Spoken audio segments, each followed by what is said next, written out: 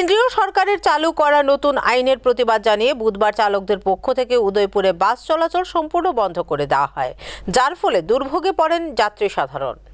কেন্দ্র সরকারের চালু করা নতুন আইনের প্রতিবাদে বুধবার যান চালকদের উদয়পুরের রাস্তায় নামতে দেখা যায়। এদিন উদয়পুর থেকে সম্পূর্ণরূপে বন্ধ করে দেওয়া হয়েছিল বাস চলাচল, যার ফলে দুর্ভোগ সহ্য করেন যাত্রী সাধারণ।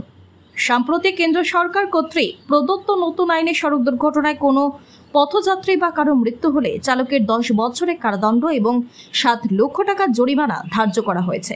আর সেই অনুযায়ী 2015 সালের একটি দুর্ঘটনায় স্কুটি চালকের মৃত্যু মামলায় কিছুদিন আগে উদয়পুরের এক বাস চালকের 10 বছর কারাদণ্ড এবং 7 লক্ষ টাকা জরিমানা ধার্য করেছে আদালত।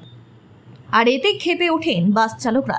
বুধবারের আন্দোলন থেকে চালকরা কেন্দ্র সরকারের নতুন আইন প্রত্যাহারের দাবি জানায়। তারা আরো হুঁশিয়ারি দেন, যদি এই আইন প্রত্যাহার করা না হয় তাহলে তারা এই আন্দোলনে অব্যাহত রাখবেন। দেখুন, আমাদের এখানে যে অবস্থা, ভারতের যে একটা আইন লাগু করছে, আমরা 10 বছর জেল 7 লাখ টাকা জরিমানা, এই একটা ভারত সরকার একটা আইন করছে। কিন্তু আমরা শ্রমিকদের অর্থ সম্পত্তি নাই যে আমরা এই 7 লাখ টাকা দেবো আর 10 বছর জেল কাটবো। আমরা বাড়িঘর, সংসার, বউ বাচ্চা সবাই আছে, মা বাপ সবাই আছে।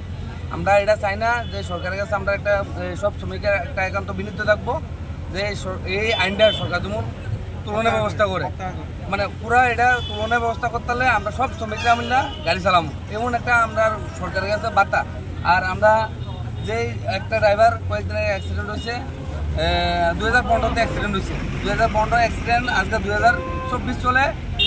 এই 24 ভিতরে ওখানে রায় ঘোষণা হয়েছে, হ্যাঁ 10 বছরের জেল হইব আর 50,000 টাকা জরিমানা। তো হ্যাঁ ফ্যামিলিটা একদম নিরুয়ায়, একদম আমার বাড়ির পাশেই, কিন্তু হ্যাঁ একদম নিরুয়ায়। তার ফ্যামিলি পুরা ছেলে আছে, দুটা পড়াশোনা করে, সাংঘাতিক অবস্থা।